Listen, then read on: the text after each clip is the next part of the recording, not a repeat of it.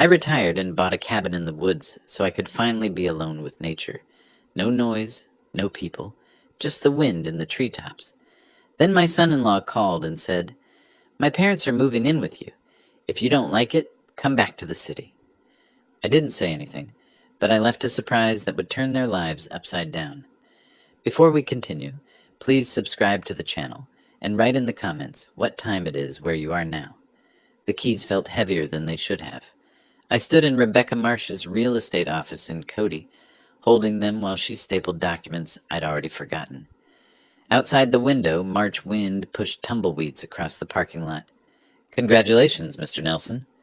Rebecca smiled like she'd handed me the world. Maybe she had. "You're officially a property owner in Park County." The cashier's check, $185,000, had left my account that morning. 40 years of overtime shifts, skipped vacations, packed lunches. 4 decades compressed into 6 figures, now converted into 800 square feet of timber and solitude, 12 miles from civilization. "Thank you."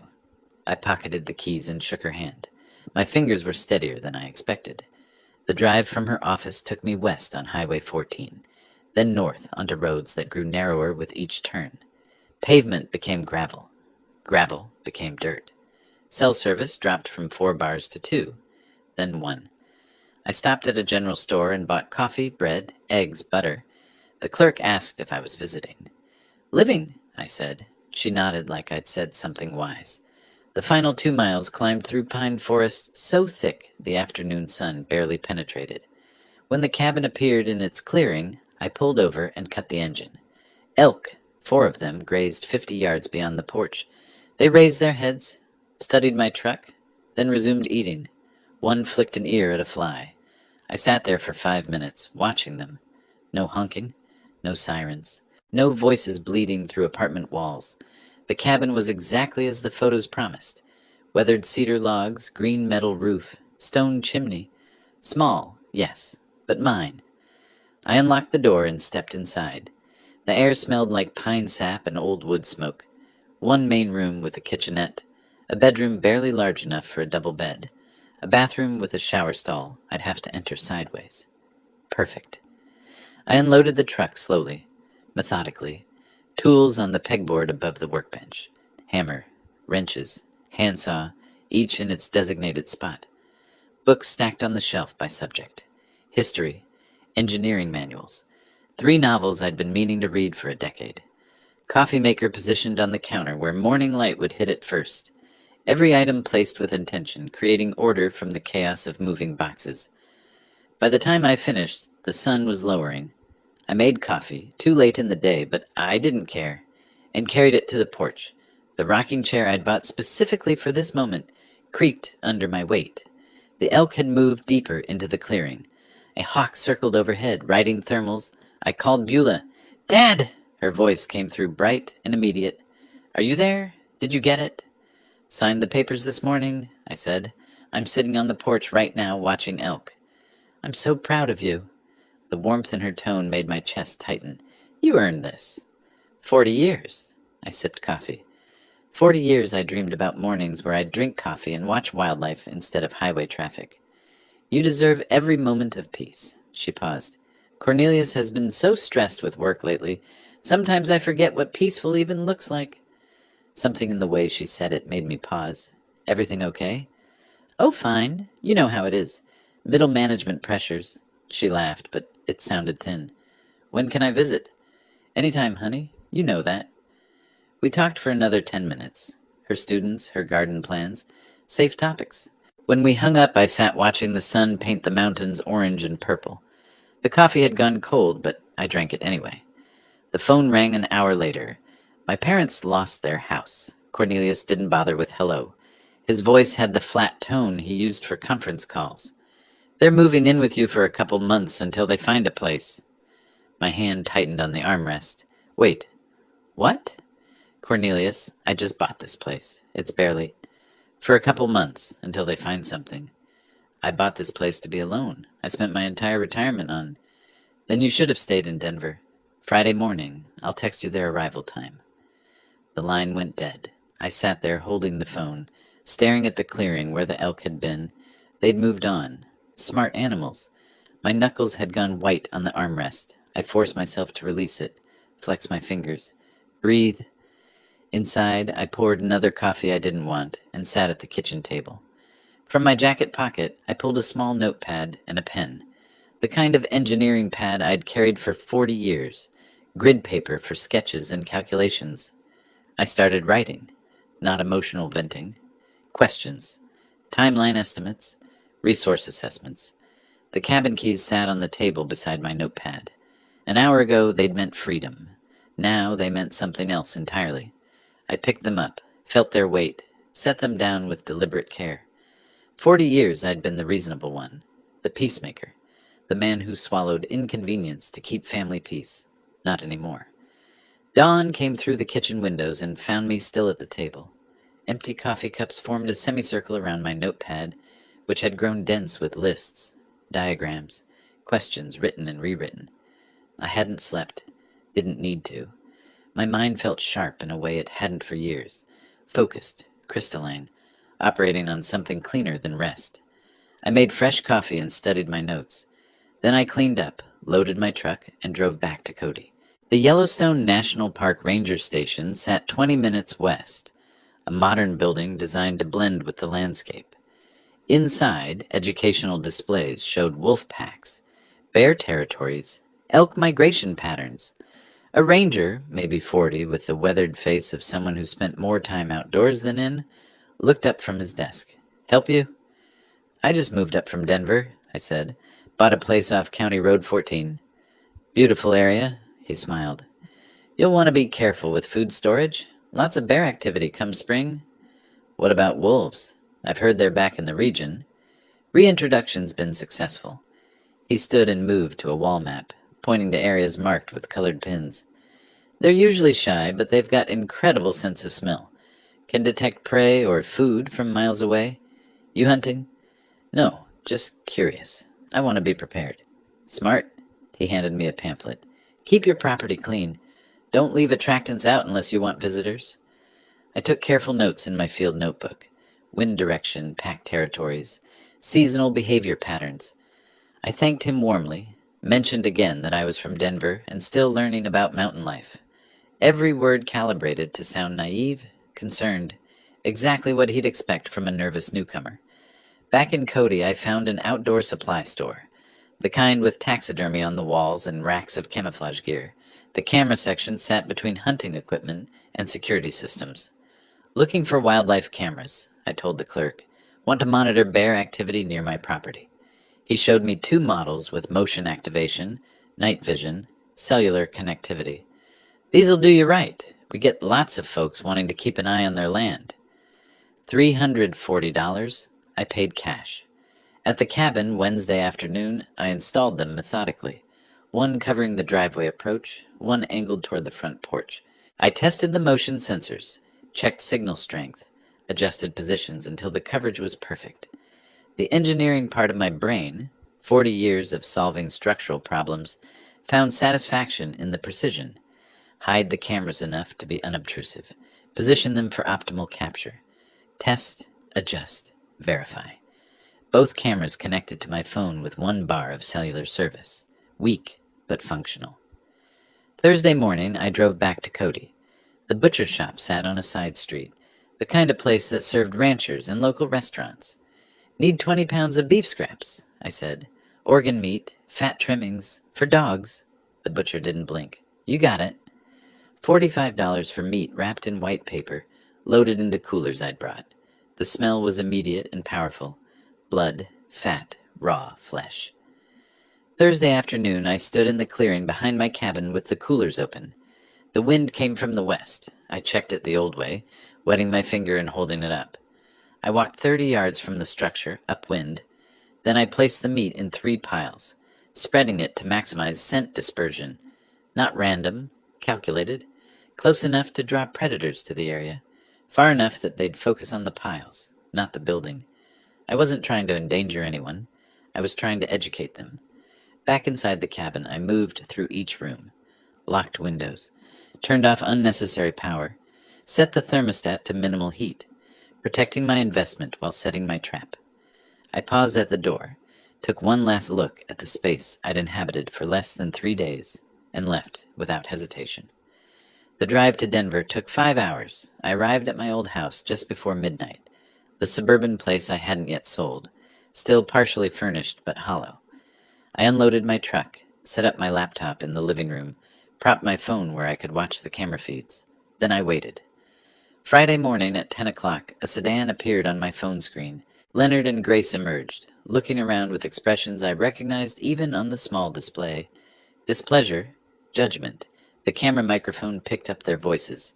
"This is where he's living now?" Grace wrinkled her nose. "It smells like pine and dirt. At least it's free?" Leonard walked toward the cabin. "We'll stay a few months. Let Cornelius figure out the next step." "I don't see why we had to come all the way out." Grace stopped, froze. "Leonard! Wolves!" 3 shapes emerged from the northwest tree line, gray and brown, moving with cautious purpose toward the meat piles. Not aggressive, not interested in humans, just hungry. Leonard saw them, turned white. "Get in the car! Get in the car now!" They ran. Grace stumbled, recovered. Car doors slammed. The engine started and gravel sprayed as they reversed wildly, then accelerated down the driveway. The wolves, unbothered, continued toward the meat. I closed the laptop and picked up my coffee, took a slow sip. 20 minutes later, my phone rang. "What did you do?" Cornelius's voice had lost its businesslike edge. Now it was just fury. "My parents nearly got attacked." "I didn't do anything," I said calmly. "I warned you this property is in the wilderness. You set this up. You baited those animals." "Cornelius, I live in wolf country. Wolves live here. This is their home. Maybe you should have asked before assuming you could use mine. You're insane. You're going to what? Sue me because wildlife exists on my property? Good luck with that. This isn't over." "No," I said. "It's just beginning." I pressed end call, set the phone down deliberately, returned to my laptop and opened the footage again, watching the wolves finish the meat and disappear back into the forest. Outside my Denver window, the mountains rose in the distance. Somewhere up there, my cabin waited. I'd been planning defense. But sitting there, watching the recording one more time, I realized something had shifted. This wasn't about defense anymore. 2 weeks passed before Cornelius made his next move. I spent those days settling into the routine I'd imagined. Coffee on the porch at dawn, watching elk drift through the clearing, reading books I'd postponed for decades. But the peace felt conditional now, like standing on ice that might crack. I checked my phone more than I wanted to, kept the camera feeds open on my laptop, listened for vehicles on the dirt road. Mid-April brought warmer afternoons and the first serious wildflowers. I was splitting firewood when my phone rang. Beulah. "Dad, please!" Her voice broke on the second word. She was crying. Cornelius showed me the footage of the wolves. That could have been so much worse. I set down the axe and walked to the porch. "Beulah, honey, wolves live in these mountains. I didn't create that situation. I warned Cornelius this wasn't appropriate housing for his parents. But you knew they were coming. You could have done something to make it safer." The script was obvious. Every phrase sounded rehearsed, coached. My daughter turned into his messenger. "I bought this property for solitude," I said, keeping my voice level. No one asked if I was willing to host guests, but I'm willing to meet with Leonard and Grace to discuss options. "You are?" Hope flooded her tone. "Really?" "I'll meet them in town. Neutral ground. We'll talk." After we hung up, I stood watching clouds move across the mountains. She genuinely believed she was helping. That made it worse. 2 days later, I drove to Cody for the meeting. I'd spent both evenings preparing, researching comparable rental prices for rural Wyoming properties, printing 3 copies of a standard short-term rental agreement, reviewing property law basics. I practiced my presentation in the truck mirror that morning, testing different phrasings until I found the right balance. Firm but not hostile. Clear but not cold. The Grizzly Peak Calf sat on Main Street, small and local. Wooden tables, landscape photographs on the walls, large windows facing the morning foot traffic. I arrived 15 minutes early and chose my position carefully. Table near the window, back to the wall, clear view of the entrance, within range of the security camera I'd spotted above the register. I ordered black coffee and waited. Leonard and Grace arrived exactly on time. Cornelius must have driven them, probably parked nearby, coaching them on what to say. They walked in without ordering anything, sat down across from me like I'd summoned them to court. "Hello, Leonard. Grace, would you like coffee?" Leonard ignored the question. "Ray, this has gone on long enough. We need those keys. Today." "We're not here for coffee," Grace added. "We're here because family is supposed to help family." I pulled the rental agreement from my folder and slid it across the table. The paper made a soft sound against the wood. I aligned it perfectly with the table edge and tapped it once with my index finger. "I agree, which is why I've prepared a proposal." Leonard glanced down, then back up, his face reddening. "A rental agreement? You're charging us rent?" "Market rate for a furnished property in this area. $1,200 monthly. 6-month lease. Standard terms." "You want money from your own family?" His voice climbed. Other patrons glanced over. "From people who have nowhere to go?" Grace leaned forward, her expression wounded. "I never thought you were this kind of person, Ray. Greedy. Just plain greedy." I stood, collected my folder, and picked up my coffee cup to buss it. Habit, courtesy, the kind of gesture that separated me from people who expected to be served. "Then I guess we don't have an agreement. You'll need to find alternative housing. You can't just... Where are we supposed to..." Leonard half rose from his chair. "That's not my problem to solve. Good afternoon." I nodded to the barista on my way out. In the truck, I sat for a moment with my hands on the steering wheel, breathing steadily, letting the adrenaline settle. Then I started the engine and drove home. That evening, my phone became a weapon aimed at me from multiple directions. First call came around 6. Cousin Linda, someone I hadn't spoken to in 3 years. "Ray, it's Linda. I heard you've been having some difficulties." "Difficulties? From whom?" "Cornelius called me. He's worried about you. Said you're isolated in the mountains, acting strangely." The strategy revealed itself completely. He was building a narrative, planting seeds with every family member he could reach. "Linda, I'm fine. I retired to Wyoming." "That's not strange. That's a plan I've had for years." "He said there was an incident with wild animals, and you refused to help his parents." "That's an interesting version of events. Thanks for checking on me, Linda. I'm doing well." I ended the call and stared at the phone. 20 minutes later, a former colleague from Denver. Same script, different voice. Cornelius had reached out, expressing concern about Ray's mental state. The third call came at 8:30. Beulah again. "You embarrassed them." Not crying now, angry. "In public. What were you thinking?" I offered them a fair solution. They rejected it. "A rental agreement? Dad, they're family. Cornelius's parents. And this is my home, my retirement, my one place of peace, which I bought with money I saved for 40 years. Cornelius was right. You've changed. You've become someone I don't recognize." The words landed like she'd meant them to. I kept my voice quiet, controlled, even as something cracked inside my chest. Maybe I have, or maybe everyone else has, and I'm just finally noticing. The line went dead. She'd hung up on me. I sat at the kitchen table with my phone in my hand, watching darkness settle over the mountains. 3 calls in one evening, all saying the same thing. Ray Nelson is unstable, dangerous, unreasonable. The isolation I'd sought was being weaponized, turned into evidence of mental decline. Cornelius wasn't trying to take the cabin anymore. He was trying to destroy my credibility first, make me seem incompetent, turn the family against me so no one would believe my version of events. Classic strategy. Isolate the target, control the narrative, strike when they're defenseless. I opened my laptop and began typing. "Mr. David Thornton, attorney at law." I sent the email at 9:47 that night. Careful words, factual language, no emotion bleeding through. I needed legal advice regarding family pressure over property ownership, potential claims, asset protection.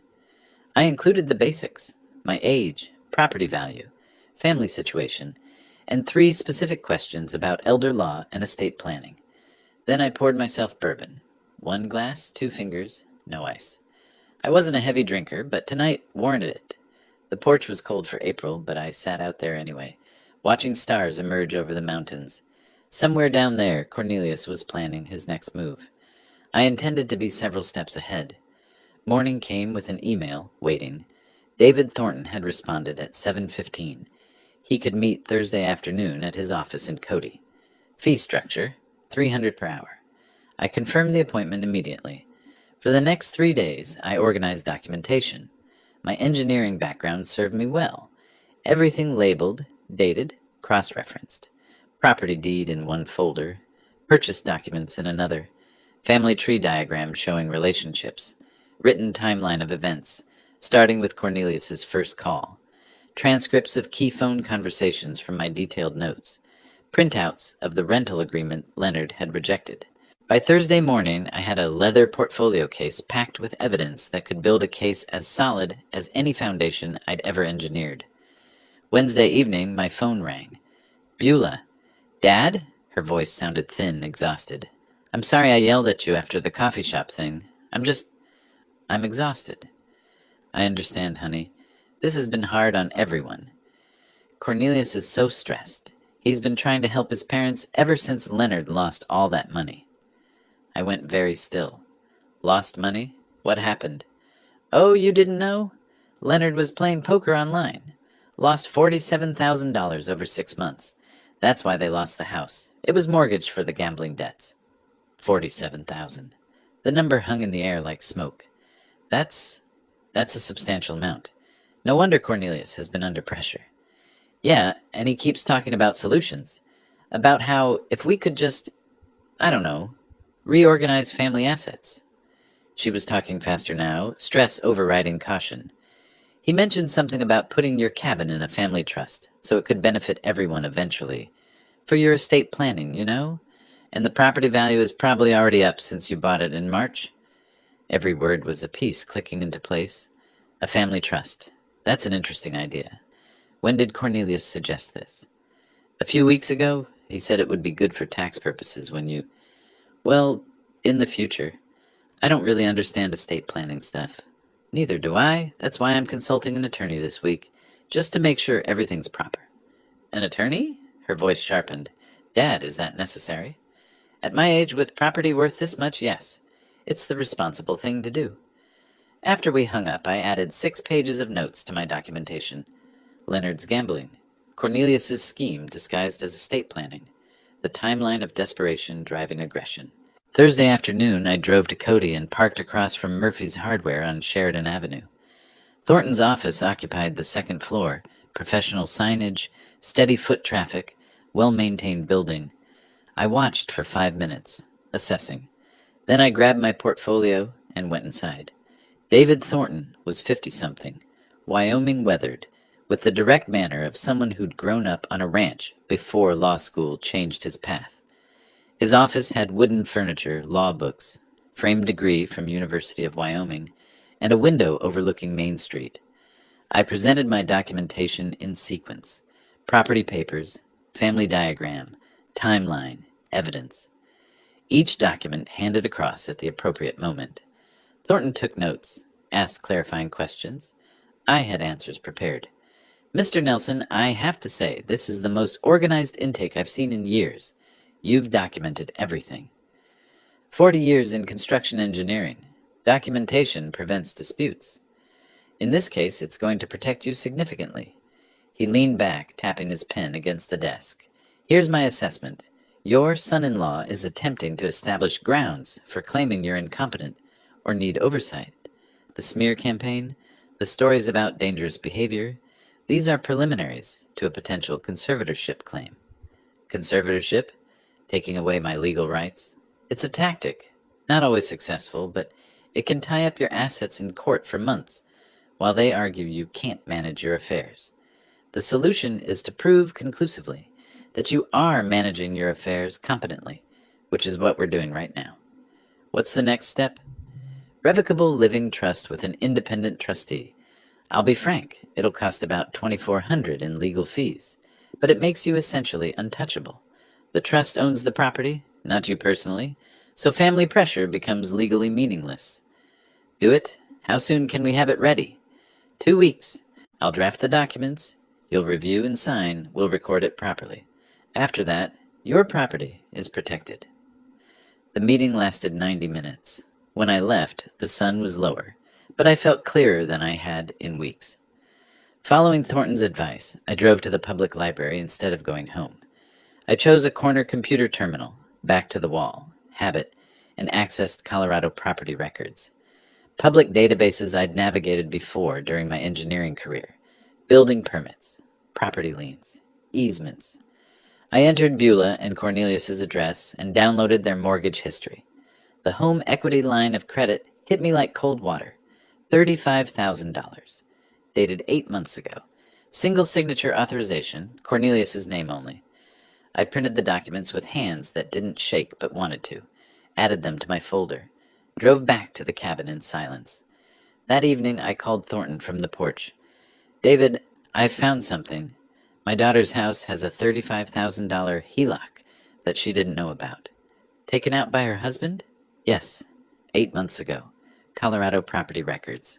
Colorado allows single-spouse HELOCs under certain conditions, but hiding it from a spouse, that's a different matter. Has she discovered it yet? No. I'm not sure when or if I should tell her. That's not a legal question, Ray. That's a family question, but from a legal perspective, this information explains his motivation. He's likely using your cabin scheme to cover existing debts."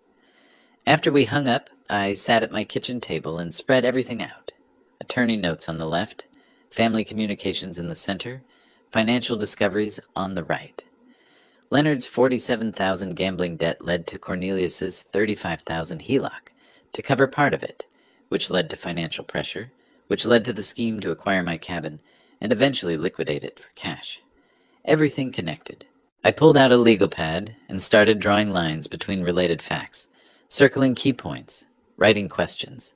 Can Thornton investigate HELOC legality? Does Beulah have legal recourse? When to inform Beulah? How to protect her without alienating her further? My phone buzzed. Text from Thornton. "Trust documents ready Monday for review." I replied, "I'll be there." Then I made one final note at the bottom of my pad. Cornelius is cornered. Cornered animals attack. Prepare for escalation. 3 weeks later, on a Monday morning in early June, I drove to Thornton's office for the trust signing. The portfolio case beside me held 3 weeks of organized financial records, bank statements, retirement accounts, property appraisals, investment documentation. Everything consolidated, labeled, ready. Thornton's assistant had the documents waiting on the conference table. 43 pages total, each signature line flagged with a yellow tab. I read every page while Thornton answered emails at his desk, giving me time. The Revocable Living Trust designated him as independent trustee. Total assets, $290,000. The cabin, my retirement funds, everything I'd built in 40 years. The critical provisions sat on page 17. Beulah inherits only if divorced from Cornelius, or if Cornelius signs a legal waiver of claims to the property. This provision here, Thornton said, joining me at the table, the conditional inheritance for Beulah. You understand this might create family conflict? The conflict already exists. This just protects her from being exploited through my property. If Cornelius discovers this trust structure, he'll likely react aggressively. Let him. Everything here is legal. He has no grounds for challenge. Thornton's expression was knowing. Legal grounds and family drama are different things. Are you prepared for him to escalate? I've been preparing since March. That's why we're sitting here. He smiled slightly. Fair enough. Let's execute these documents. My signature was steady on every page. The notary, Thornton's assistant, professional and efficient, applied her seal with practiced precision. The sound it made was satisfying. Structural integrity, legal edition. I wrote a check for $2,400 and left with copies of everything in a sealed envelope. The rest of that week, I worked through my financial institutions methodically. Each phone call followed the same pattern. Identify myself, request beneficiary change forms, explain the trust structure, confirm documentation. Mr. Nelson, I have your beneficiary change request. The retirement account administrator said. You're removing your daughter as beneficiary? No, I'm designating my revocable living trust as primary beneficiary. My daughter inherits through the trust. May I ask why you're making this change? Asset protection and estate planning, I have concerns about third-party claims. Understood. We'll process this within 5 business days. I'd like email confirmation as well, please. Of course. Is there anything else? Yes. Note in my file that this change was made voluntarily, with legal counsel. I'm documenting my competency for all financial decisions. A pause. That's unusual, but I'll add that notation. By Friday, every asset I owned was protected within the trust structure. I kept a checklist on my kitchen table, marking each completed task with satisfaction. 2 weeks later, Beulah called. Dad, Cornelius has been so weird lately. Her voice sounded thin, exhausted. Asking about your finances, whether you've updated your will? I set down my coffee carefully. I have done some estate planning. It's responsible at my age. I know, but he got really angry when I mentioned you set up a trust. He called it a betrayal. Why would your estate planning betray him? It's not his inheritance. My hand tightened on the phone. Beulah, did you tell him details about the trust? I just mentioned you set one up. I didn't think it was a secret. Is it? No, not a secret. Just private. What exactly did Cornelius say? He said you're cutting the family out and being manipulated by lawyers. Dad, what's going on? Why does he care so much? That's a very good question, honey. One you should probably ask him directly. After hanging up, I immediately called Thornton. Cornelius knows about the trust. His response was immediate. How soon can you get a medical evaluation? The next day, I was repairing the porch railing when Cornelius's car came fast up the driveway, spraying dirt and gravel. He jumped out, didn't close the door properly, stormed toward me. I calmly set down my tools, retrieved my phone, started recording video. I stood at the top of the porch steps, 6 stairs up, giving me elevated position. Cornelius had to approach, uphill, looking up at me. I held the phone at chest height, lens obviously pointed at him. Cornelius, you're on my property uninvited. I'm recording this conversation. I don't care about your recording. His face was red, movements aggressive. You set up some legal scheme to steal from your own daughter. The trust protects my assets and ensures Beulah inherits appropriately. It's completely legal. Appropriately? What does that mean? Unless she divorces me? That's what you really want, isn't it? The trust ensures my property isn't subject to claims by third parties. That's standard estate planning. Third parties? I'm family. Your son-in-law. You're my daughter's husband. You have no legal claim to my property.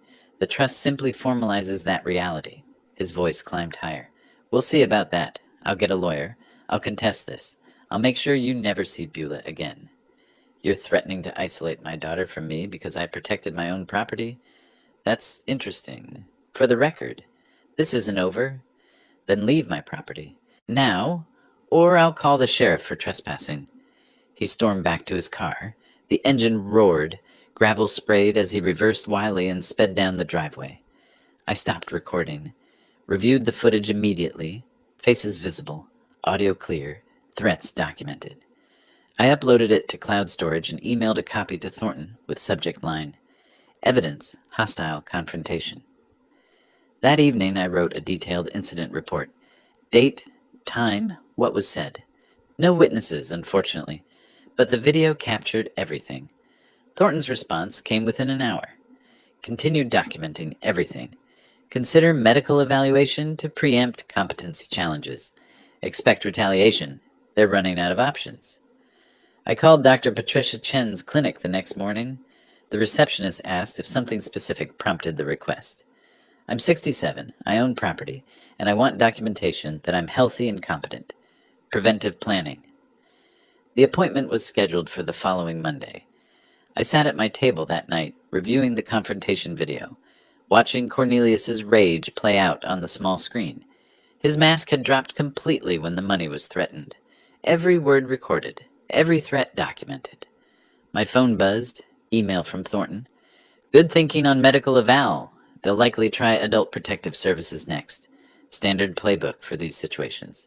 Stay ahead of them. I typed back, already scheduled. Appointment next week. Before closing the laptop, I looked at the framed photo of young Beulah on the mantel.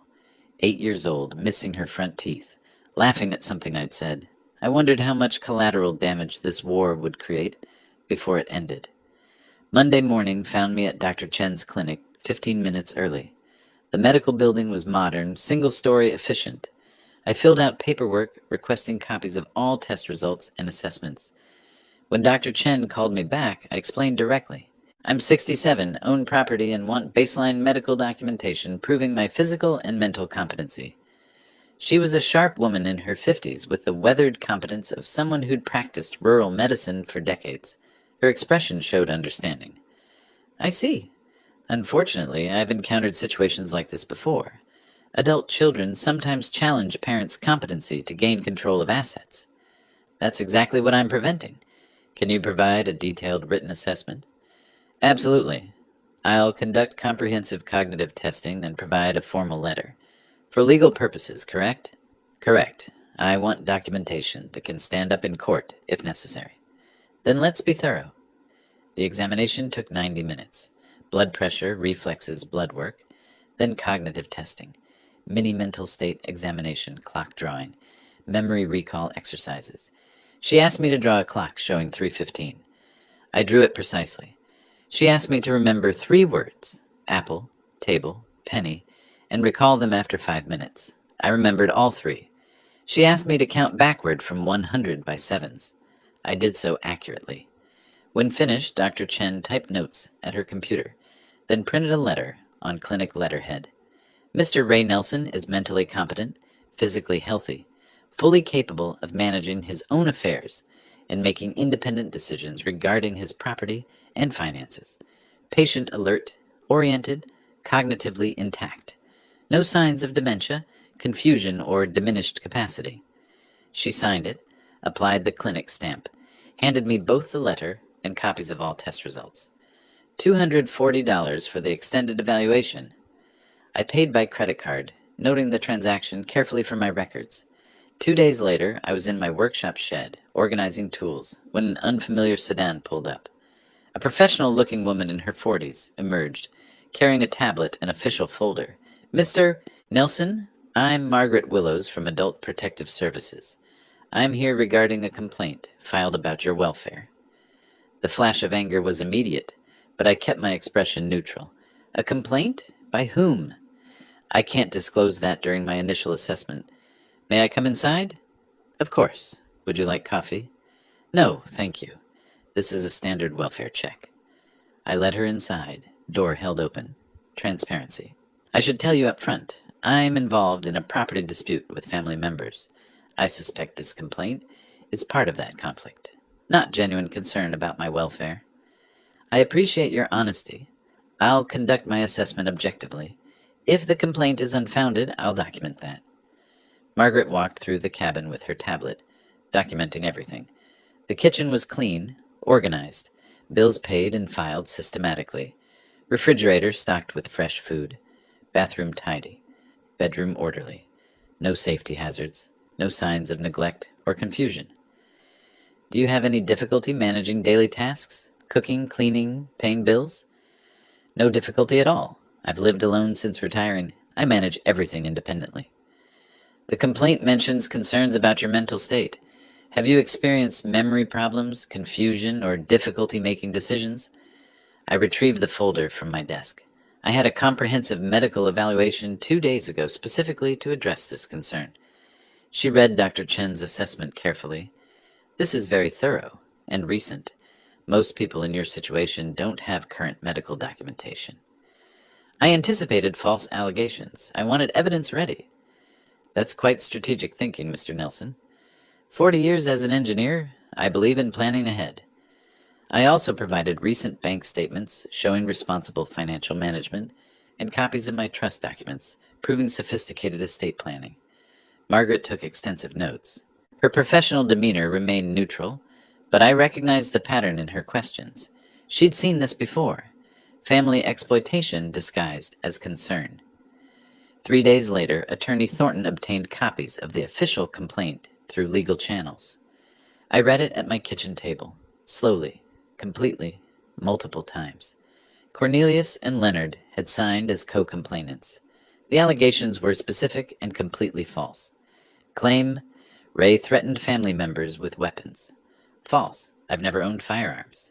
Claim, exhibits paranoid behavior, including security cameras everywhere. The cameras exist for legitimate property protection after actual threats.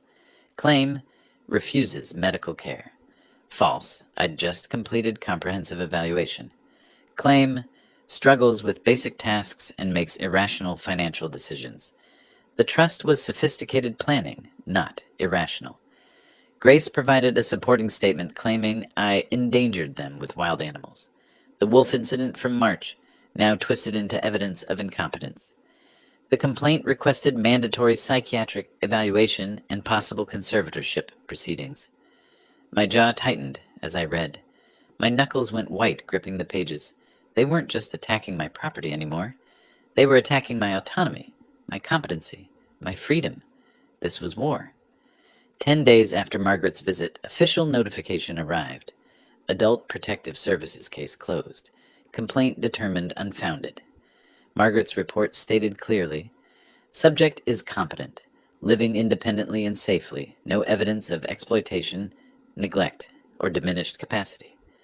Recent medical evaluation confirms cognitive and physical health. Complaint appears motivated by family property dispute, rather than genuine welfare concerns. No further action warranted. I created a new folder labeled APS False Complaint, Evidence, and filed everything systematically. The original complaint with false allegations, Margaret's assessment report, case closure letter, my medical evaluation, photographs of my well-maintained cabin, my written rebuttal to each false claim with supporting evidence. The folder joined the growing collection on my shelf. I was building a comprehensive case file. My phone rang. Thornton. Ray, I found something. Leonard and Grace have been using your cabin address for something. Public records show mail being sent there in their names. This could be mail fraud or identity theft. We need to investigate immediately. I looked out the window at the mailbox by the road. I hadn't thought to check for mail addressed to people who don't live here. I'm heading there now. I grabbed my truck keys, wondering what else I was about to discover. I grabbed my keys and drove down the long driveway to the mailbox. Quarter-mile of dirt road, dust rising behind the truck in the late afternoon heat. August in Wyoming made the air shimmer above the ground. The mailbox was standard aluminum on a weathered post, surrounded by tall grass. I pulled on gloves before opening it. Didn't want my fingerprints on mail that wasn't mine. 3 envelopes, all addressed to Leonard Harrison or Grace Harrison at my cabin address. Wyoming Department of Family Services, First Mountain Credit Union, Social Security Administration. I photographed each envelope carefully with my phone, front, back, postmarks visible, dates clear. Then I placed them in a plastic evidence bag I'd brought specifically for this purpose and drove back to the cabin. Thornton answered on the first ring. Ray, I found something significant. Leonard and Grace have been using your address for official correspondence. For what purpose? Benefits fraud, possibly. They're receiving mail from Wyoming Social Services, and they've opened a bank account using your cabin address, but your camera footage proves they don't live there. That's a federal crime, isn't it? Mail fraud, benefits fraud, potentially identity theft if they claim to have your permission. We're talking years in federal prison if prosecuted. I looked at the evidence bag on my kitchen table. Then we report it. I'm not covering for criminals just because they're related to my son-in-law.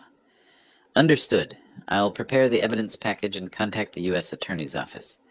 Ray, this changes everything. Once federal charges are filed, their credibility is destroyed. Good. Maybe they'll finally face consequences for their actions. The next week moved quickly. I compiled evidence with the same precision I'd brought to 40 years of engineering projects. Security camera footage showing Leonard and Grace's single brief visit in May, utility bills proving no additional occupants, the mail records, my sworn statement that I never gave permission to use my address. Thornton forwarded everything to Assistant U.S. Attorney James Morrison in the Economic Crimes Division. Morrison called me 3 days later. Mr. Nelson, Attorney Thornton provided compelling evidence of benefits fraud using your property address. I never gave permission for them to use my address. I have camera footage proving they don't live here. I've reviewed the footage. It's clear they visited once briefly and never returned. How long has mail been arriving in their names? based on postmarks, at least 6 weeks. That establishes pattern. Combined with benefits applications claiming Wyoming residency, we have sufficient evidence for federal investigation. I'll be frank, this will likely result in criminal charges. I'm not trying to ruin their lives, but I won't allow my property to be used for fraud. You're doing the right thing by reporting this. We'll handle it from here. While Thornton investigated Leonard and Grace's fraud, he discovered something else in Colorado public records. Cornelius and Beulah's home had 3 missed mortgage payments, $8,400 in arrears. Notice of default filed. First step toward foreclosure. "Ray, this explains his desperation," Thornton said when he called. "He was counting on your cabin to solve his financial crisis. When your trust blocked that plan, he had no backup." I sat at my kitchen table, processing this. His own home is at risk. There's an unconventional option I need to mention. You could purchase the defaulted debt. Banks sell delinquent loans at discount to collection companies. You'd become the creditor, but anonymously through an LLC. Cornelius would never know. The implications settled over me slowly. That would give me complete leverage. Yes, but it's also ethically complex. You'd control whether your daughter keeps her home. Let me think about it. I walked my property that evening, circling the cabin, following the tree line, considering. If I bought the debt, I'd control Cornelius's future. That was power I'd never wanted. But if the bank foreclosed, Beulah would lose her home. She was innocent in all this. The next morning, I called Thornton. "Do it. Buy the debt. But Beulah can't know yet, not until I can explain everything." The transaction took a week. $31,000 from my savings to an intermediary firm, which purchased the debt and created Mountain Holdings, LLC, with me as beneficial owner. Cornelius received notification that his loan had been sold, but no information about the new creditor. I filed the wire transfer receipt in a folder, labeled simply Leverage. By mid-August, my position had transformed completely. Leonard and Grace faced federal investigation. Cornelius's mortgage debt was secretly under my control. Every manipulation attempt was documented. My own property and assets were legally untouchable, but I felt no triumph, just weariness. This was supposed to be peaceful retirement. Instead, it had become warfare, where my opponents forced me to fight back. I sat on my porch at sunset, the evidence folders stacked beside me, and made my decision. Beulah deserved to know the truth, all of it. She deserved to understand what her husband had done, what danger her home was in, what her father had been protecting her from. I pulled out my phone and typed, "Honey, we need to talk. Can you come to the cabin this weekend? Just you. It's important." Her response came 10 minutes later. "Is everything okay? You're worrying me." "Everything's fine with me, but there are things you need to know about your financial situation. Things Cornelius hasn't told you." "What things? Dad, you're scaring me." "Not over text. In person. Saturday afternoon, I'll make lunch." "Cornelius has a work trip this weekend. I can come Saturday." "Perfect. Just you. This conversation is between us." "Okay, I'll be there around noon." I set down the phone and looked at the mountains darkening against the sunset. Tomorrow, I'd prepare. Saturday, I'd tell my daughter how badly her husband had betrayed her trust. The truth wouldn't be easy. She might not believe me initially. She might be angry. But I'd kept these secrets long enough. Saturday morning arrived with crystalline clarity. I woke early, nervous in a way I hadn't been throughout this entire conflict. Facing Cornelius required strategy. Facing my daughter required something harder. Honesty that would hurt her. I cleaned the cabin. Already clean, but I needed activity. Prepared chicken salad for sandwiches, her childhood favorite. Organized the evidence folder on the kitchen table where she'd sit. Her sedan appeared around 11:30, dust trailing behind on the driveway. She emerged looking tired, worried. I met her on the porch and hugged her. She was tense. We started with coffee and small talk, her teaching job, the weather, anything but the real conversation. But the folder on the table kept drawing her eyes. Finally, "Dad, what's going on? Your text scared me." I took a breath. "Honey, there are things about your financial situation that Cornelius hasn't told you. Serious things." She laughed nervously. "What? Did he forget to pay a credit card bill? He sometimes gets distracted. Your house is in foreclosure. 3 months of missed mortgage payments. The bank was about to take your home. Her face drained of color. That's not possible. We pay the mortgage. Cornelius handles it online every month. That's what he told you. Here's what actually happened. I slid the notice of default across the table. She read it slowly, hands beginning to shake. This says the loan was sold to Mountain Holdings, LLC. Who is that? That's me. Well, technically a company I own through my attorney. I bought your debt from the bank. You bought our mortgage? Shock transformed her expression. Why would you? How can you even? What does that mean? It means instead of the bank foreclosing and you losing your home, I control the debt. You and Cornelius owe me now, not the bank. She stood abruptly, emotion rising. This is insane. Why didn't you just tell me the mortgage was behind? Would you have believed me? Or would Cornelius have explained it away? I needed leverage to protect you from what's coming next.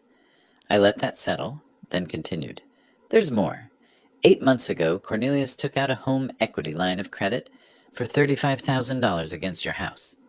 That's not true. We'd both have to sign for that. I slid the HELOC documents across.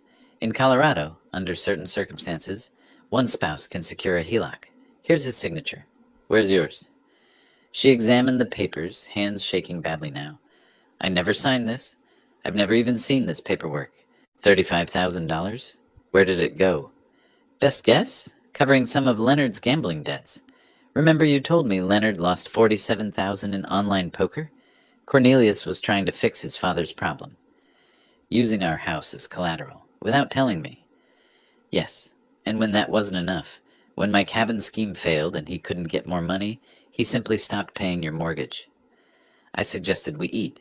She initially refused. How can you think about food right now? But I insisted gently. We needed a break before the next revelations.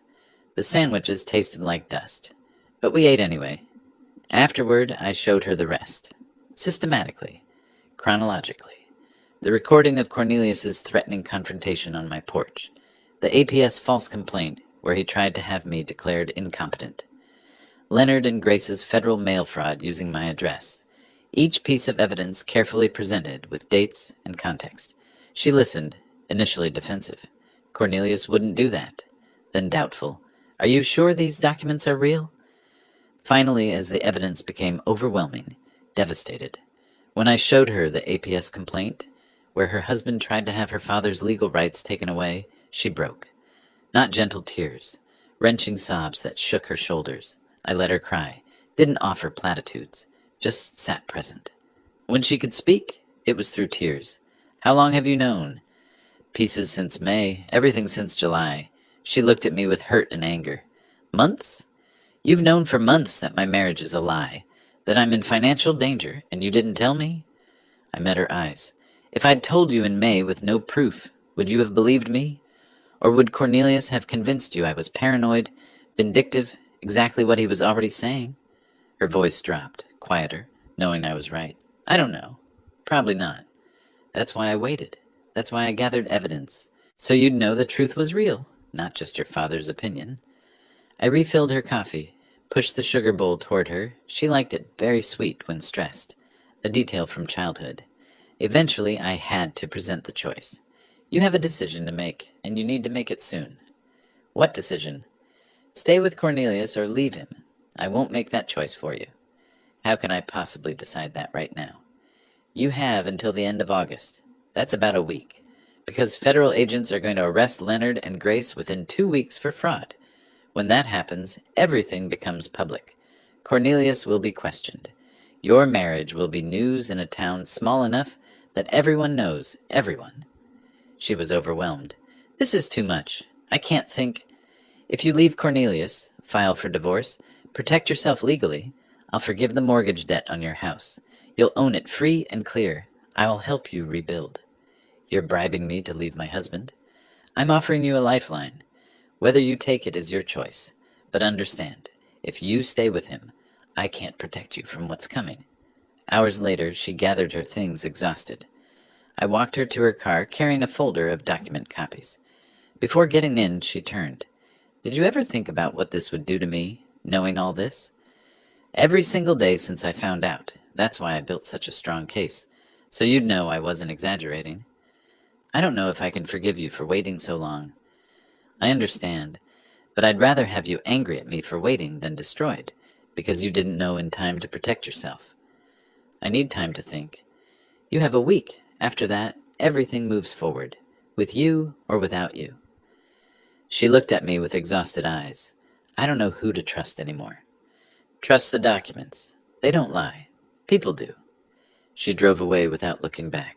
I stood in the driveway watching until her car disappeared, wondering if I'd just lost my daughter or saved her. 5 days later, Wednesday morning, I was drinking coffee on the porch when my phone rang.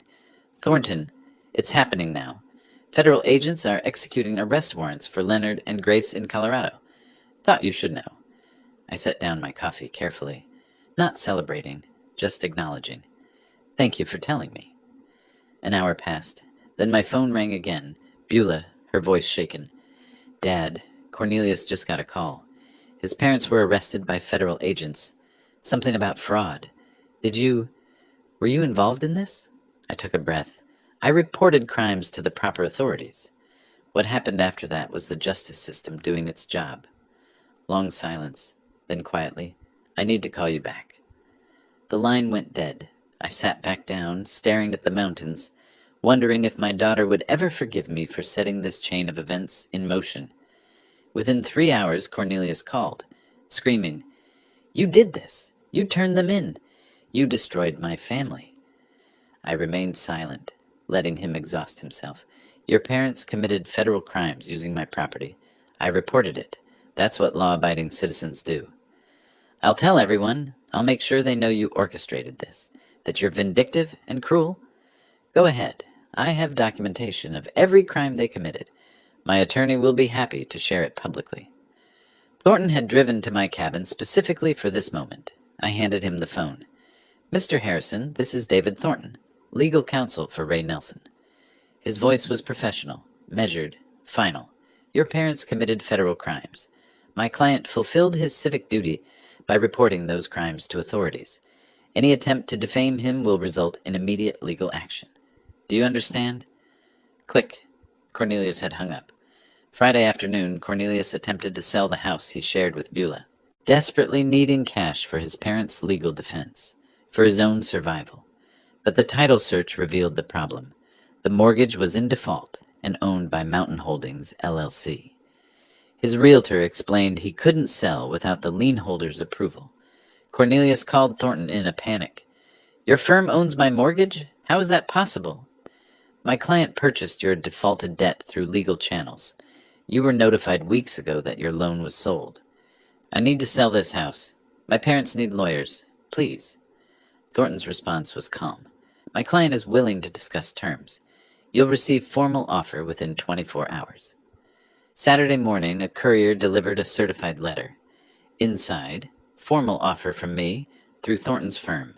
Terms, I would forgive the entire mortgage debt. $35,000 remaining balance plus $8,400 in arrears. Total debt forgiveness of $43,400. Conditions. Cornelius must sign divorce papers with no asset claims. He must sign legal waiver, relinquishing any claims to my property, estate, or assets.